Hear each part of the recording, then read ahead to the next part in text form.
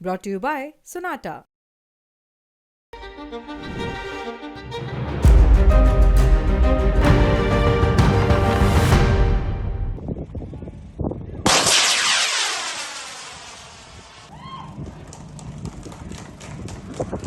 ये counter drone system Bhargavastra के सफल परीक्षण की तस्वीर है जो अभी आपने स्क्रीन पर देखी।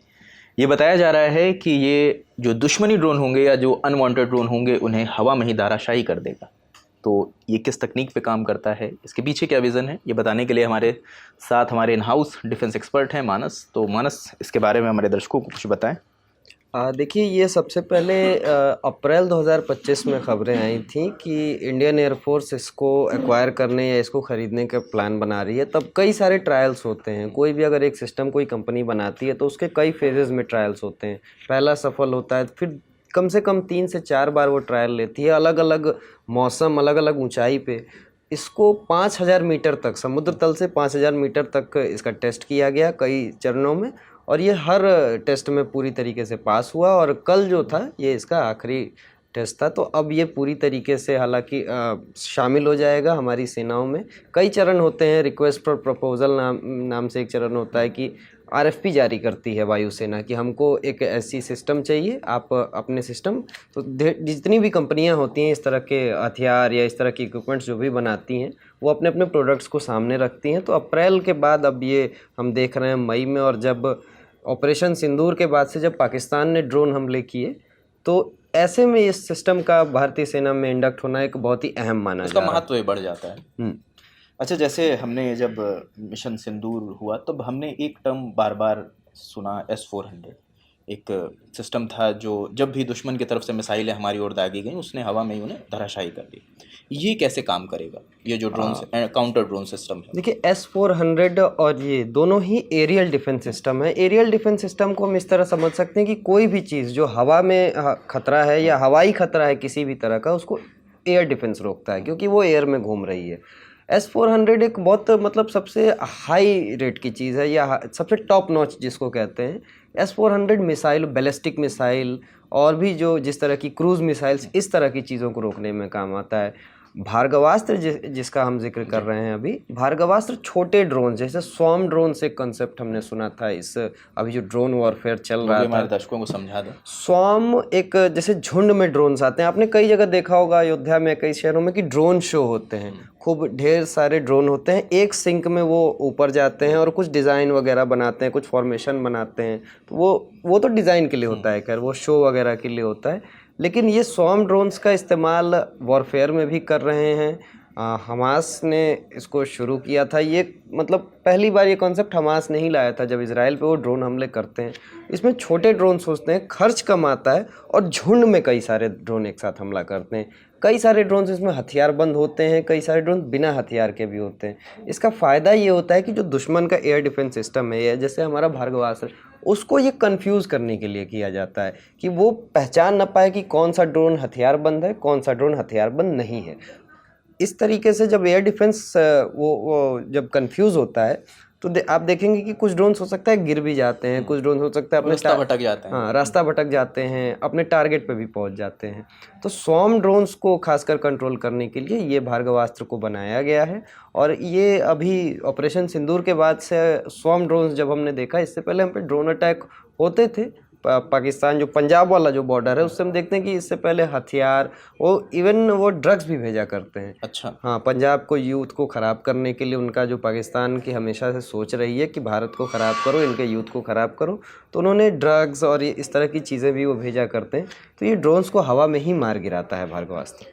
अच्छा, इसमें एक जिक्र आ रहा है कि ये सॉफ्ट किल तकनीक पर बना हुआ है, तो ये अगर हम थोड़ा आसान भाषा में समझा सकें, ये क्या होता है सॉफ्ट किल तकनीक? देखिए, जब हमारे सेनाओं की प्रेस कॉन्फ्रेंस हो रही थी तो उन्होंने 2 शब्द इस्तेमाल किए थे, kinetic and non kinetic action. Kinetic action आप समझिए इस तरीके से कि कोई, जैसे आप गोली चला रहे हैं, उसमें टकराहट है, गोली आपकी किसी चीज़ से टकराएगी तब उसको रोकेगी, तो उसको काइनेटिक एक्शन कहते हैं। नॉन काइनेटिक एक्शन या सॉफ्ट किल जिसको कहते हैं, उसमें ये होता है कि आपको गोली चलाने की ज़रूरत नहीं पड़ती। आपको जिस चीज़ को रोकना है, चाहे वो ड्रोन हो, चाहे वो आती हुई मिसाइल हो, उससे किसी चीज़ को आपको टकराना नहीं है।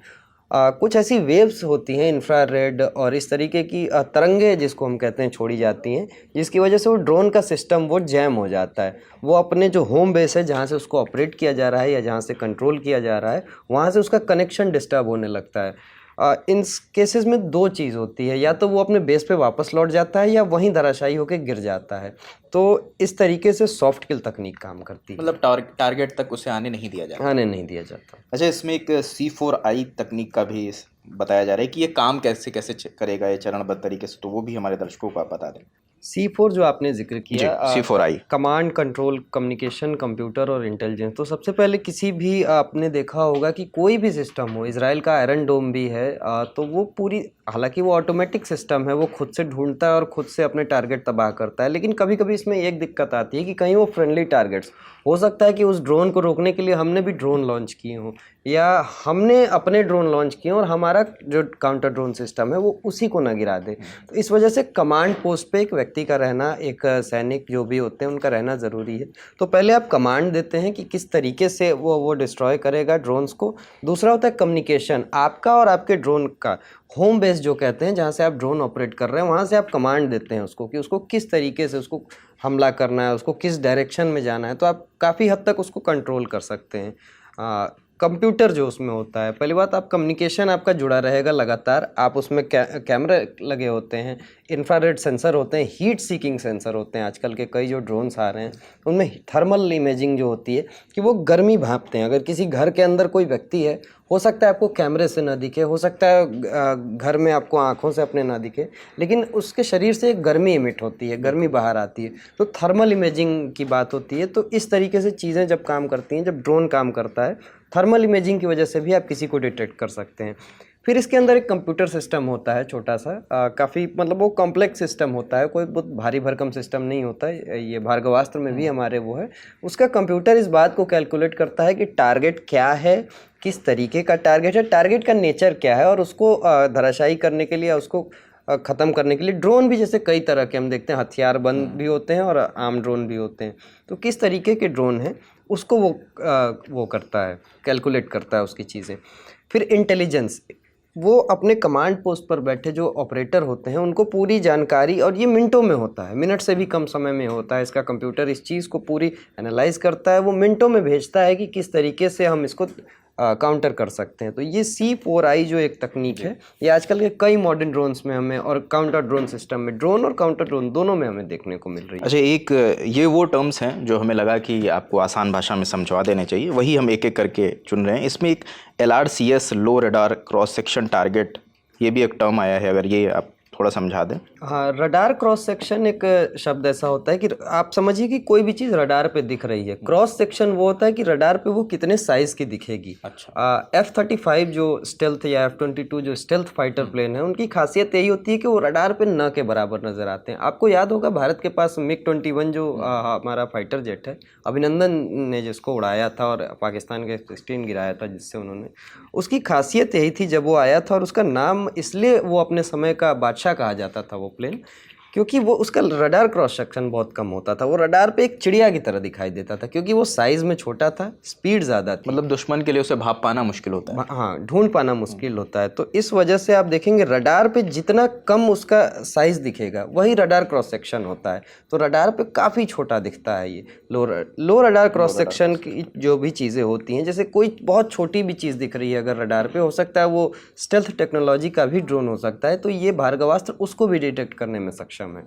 बिल्कुल, तो ये कुछ जानकारियाँ थी जो भार्गवास्त्र से जुड़ी आ रही थी, और ये बता दूं कि इसको बनाने का श्रेय solar defence and aerospace limited को जाता है। कल माने 14 मई को ये जानकारी दोपहर में आई है कि हमने अपने देश में भार्गवास्त्र जो काउंटर ड्रोन सिस्टम है ये बनाया है। S400 रूस का था, और ये सबसे बड़ी खुशी की बात है कि ये हमारे देश में बना काउंटर ड्रोन सिस्टम है। तो भार्गवास्त्र से जुड़ी जो भी अपडेट्स थी वो हमने आपको दी। इस बातचीत में हमारे साथ मानस थे, कैमरे के पीछे मन है, मेरा नाम रजत है। देखते द ललन टॉप। शुक्रिया।